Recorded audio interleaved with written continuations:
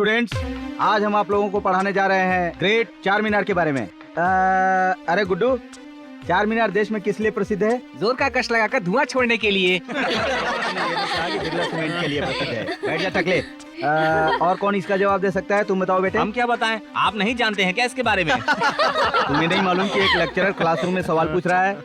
गधे मर गए लेकिन औलादें छोड़कर चले गए हैं। ये मिसाल तुम पर बिल्कुल फिट बैठती है। वो गधा आप है सर? मुंडी उधर कर। हाँ। इसकी सूरत देख रहे हो ना? इसको बाल कटाने के लिए अभी तक हजाम नहीं मिला है। नमस्ते सर। आप कौन है जो क्लास में नमस्कार करने आ गए? मैं हूँ सर। ठीक है, सामने जाकर बैठ जाओ। मैं पढ़ाई करने नहीं आया हूँ। तो फिर क्या इन लोगों का मुंह देखने के लिए आए हो? चुपचाप जाकर वहाँ बैठ जाओ, अभी क्लास चल रही है। मेरा छोटा भाई टिफिन बॉक्स भूल गया था, वही देने के लिए आया हूँ। जनरली कई लोग किताबें भूल जाते हैं, परीक्षा के टाइम पर हॉल टिकट भूल जाते हैं। वो कौन शख्स है जो इतनी इंपॉर्टेंट चीज भूल गया? कौन है यार तुम्हारा छोटा भाई? राजू सिंह है सर। राजू तुम्हारा भाई है? जी हाँ सर। लेकिन आज तो बस की स्ट्राइक है, तुम इतनी दूर से कैसे आए? चल के पैदल आया हूँ। क्या पैदल चल के आए? जी हाँ सर। इतनी दूर से चलकर तुम उसके लिए खाना लेकर आए? क्या उसकी जेब में 20 रुपए भी नहीं है? वो कैंटीन में खाना खा लेता। उसकी जेब में पैसे हैं या नहीं, खाया भी या नहीं, ये सोचकर वो कहने से पहले ही मैं उसके लिए खाना लेकर आया हूँ, अपने दिल की तसल्ली करने के लिए। इस जमाने में ऐसे भाई भी होते हैं? एक ही माँ के कोख से जन्म लिया है, दोनों की रगों में एक ही खून बह रहा है। अच्छा ठीक है, दे दो। भैया Stop it! तुम लोग इतना हंस क्यों रहे हो? इस तरह के भाई सिर्फ किस्मत वालों को ही मिलते हैं। अकल है क्या? तुम्हारे इन्हीं कर्मों की वजह से 4 साल से एक ही क्लास में लगातार फेल हो रहे हो। सर, आप टिफिन देकर बाहर जाइए। चलता हूँ छोटे। सॉरी भैया। मेरे प्यारे भाई, पैर सीधा रख कर बैठ। कॉलेज में आते हैं पढ़ने के लिए। कॉलेज में शरारत होती है, मैं जानता हूँ। कॉलेज का माहौल इस तरह बिगाड़ते रहोगे तो तुम्हारी जिंदगी भी बर्बाद हो जाएगी। ए, तू इतनी टेंशन में क्यों है रे? तुम्हारी लवर का भाई है ना, इसीलिए बुरा लगा? नो, इसकी जगह कोई और होता तो भी मेरी रिएक्शन यही होती। इस सूटकेस में 5 लाख रुपए हैं। इस साल माता को मुकुट और नौलखा हार भेंट चढ़ाकर उनकी पूजा करवानी है। वहां पर हमसे पहले अगर कोई आकर माता की पूजा करने की कोशिश करेगा, तीनों भाई क्यों न उन्हें खत्म कर देना। ले जाओ इसे।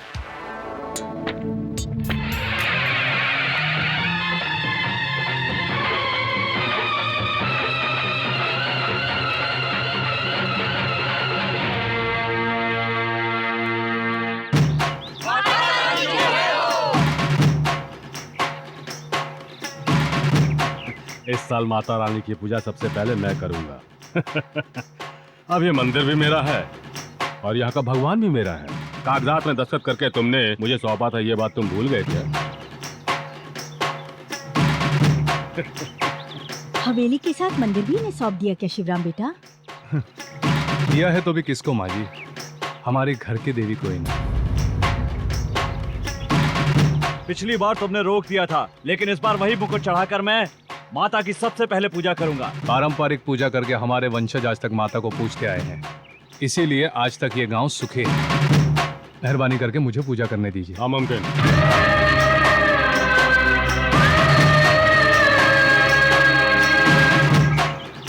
पंडित जी, इनके आज्ञा के मुताबिक पूजा कीजिए। हमें पूजा के समय और कोई यहाँ नहीं चाहिए। तुम्हारी भलाई इसी में है कि चुपचाप तुम लोग यहाँ से चले जाओ। रुक जाओ। मैंने धन दौलत तो आपके चरणों में रख दी, अपनी इज्जत नहीं गंवाना चाहता। हम लोग जा रहे हैं।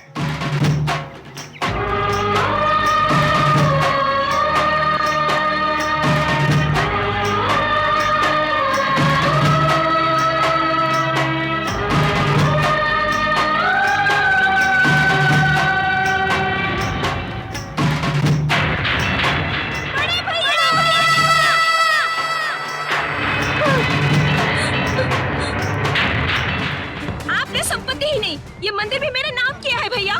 इसीलिए ये मंदिर भी मेरे ही नाम है, ये सब मेरा है। इसलिए मैं कहती हूँ, परंपरा के मुताबिक माता की पूजा करके उन्हें हार पहनाने का अधिकार आप ही को है। क्या बकवास कर रही है? दामाद जी, वो हमसे बहुत प्यार करती है, इसलिए उसने ऐसा कह दिया। देखो बहन, एक अच्छे परिवार में जन्म लेना ही बड़ी बात नहीं है। उस घर के संस्कार को ससुराल में बरकरार रखना हर लड़की का धर्म है। आज तेरा भी वही धर्म है बहना। हमने हमारे धन दौलत या मंदिर खो दिया, इस बात का हमें कोई दुख नहीं है। हम बस यही चाहते हैं कि तुम हमेशा खुश रहो। हमें जाने दो बहना। मत जाइए भैया, रुक जाइए भैया।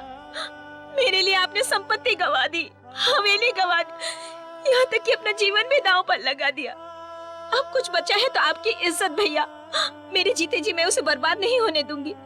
आज पूजा की सारी विधि करके माता को पहला तिलक मैं ही लगाऊंगी। स्वाति,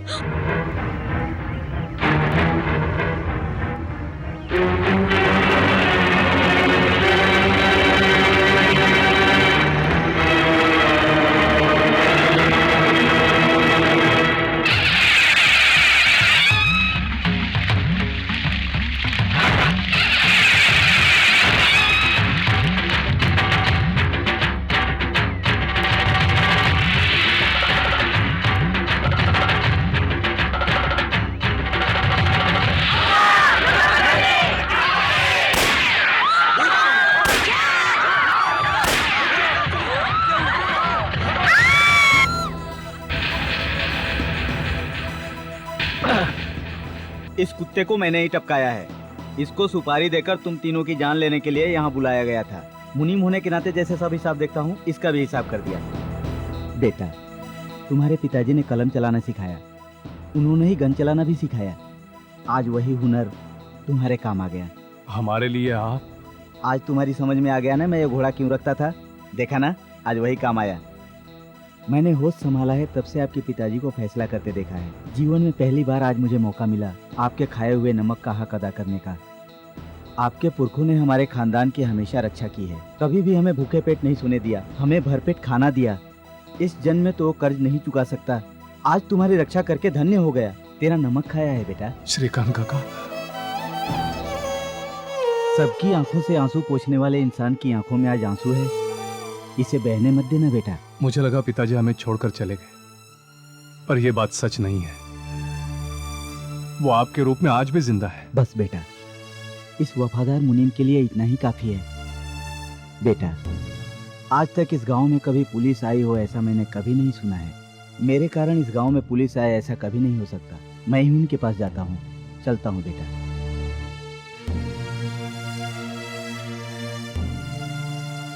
फूल सिंह, एक बार चलते चलते क्या हो गया था पता है? बता मेरे यार, क्या हो गया था? मान गए यार। 1947 में क्या हुआ बताना चाहता था, तूने नहीं सुना। 48 में, 49 में, 50 में, 60 में क्या हुआ वो भी तूने कभी नहीं सुना। लेकिन आज तू सुनने के लिए तैयार हो गया। अच्छा लगा। इसके पहले मैं 2 बार जेल जा चुका हूँ। एक बार फिर जेल जाकर वहाँ के हालात देखने दो यार। ध्यान रखना बेटी स्वाति, कोई अगर गलत करे तो उसका भी भला कभी नहीं होता।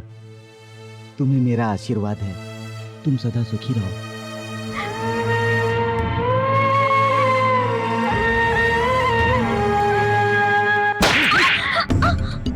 बहुत घमंड है ना तुझे।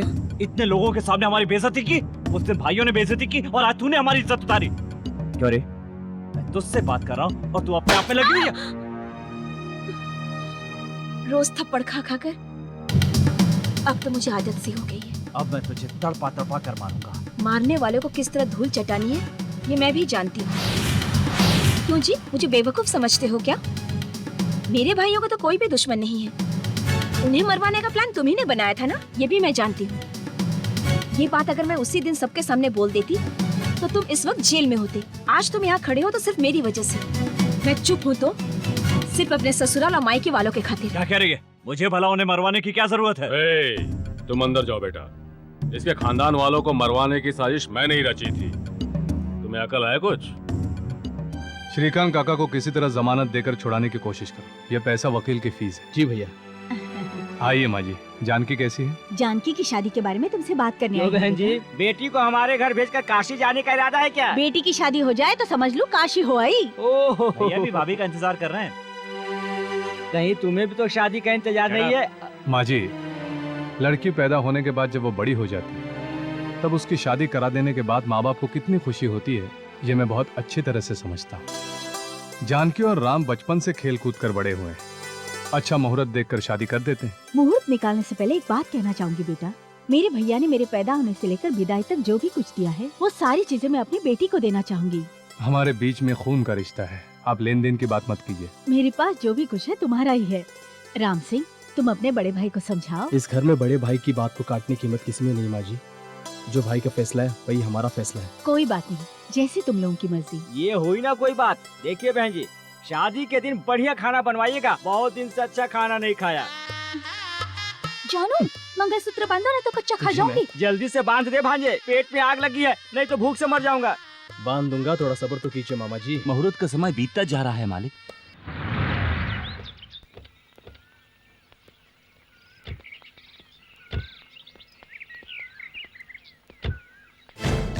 ये क्या है जी? तुम मुझे इस मंदिर में लेकर आए हो, लेकिन हर शुक्रवार तो मेरे गांव वाले मंदिर में जाते थे। वहाँ तेरे छोटे भाई की शादी हो रही है, अच्छी तरह जानता हूँ। वो तुम्हारा इंतजार कर रहे हैं, ये भी पता है। बगैर तेरे शादी नहीं होगी, ये भी पता है। वहाँ उन्हें शादी करने दो और तुम इस मंदिर में दर्शन कर लो। मैं जानता हूँ तुम्हारे गांव के माता की मंदिर की बहुत महिमा है, लेकिन इस मंदिर का चमत्कार भी कुछ कम नहीं है। चलो चलो। नमस्ते जी। नमस्ते, कैसे हैं? ठीक हूँ जी। आज मेरी भांजी की शादी है, हाँ। छोटे से आशीर्वाद के लिए रुकी है। हाँ। अब आप आ गए हैं तो सब ठीक हो जाएगा। हाँ। अब आप चलकर वर वधू को आशीर्वाद दीजिए।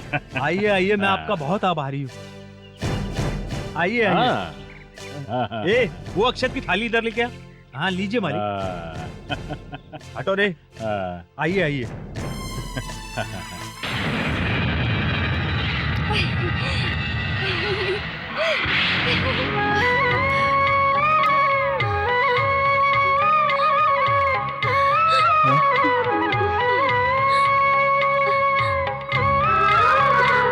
पंडित जी, मंत्र उच्चारण शुरू कीजिए और मंगलसूत्र दीजिए।